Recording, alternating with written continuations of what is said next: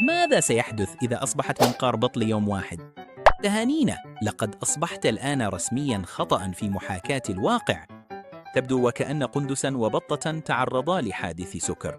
لديك منقار وفراء وأقدام مكثفة وتضع البيض، لكنك أيضاً تطعم صغارك الحليب.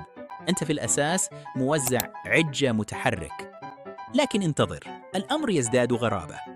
ليس لديك حلمات، فكيف تطعم الصغار؟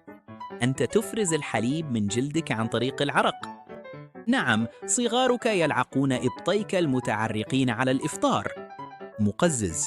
تظن أنك لطيف؟ فكر مرة أخرى.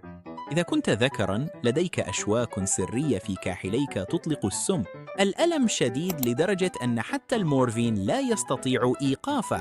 أنت مخلوق متوهج، متعرق، سام ومربك في نفس الوقت. العلماء اعتقدوا فعلاً أن هيكلك العظمي الأول كان خدعة، وبصراحة ما زلت أظن أنك كذلك. إذا كنت مشوشاً، اضغط على زر الاشتراك للحصول على الإجابات. افعل ذلك قبل أن تنهار المصفوفة. نعم؟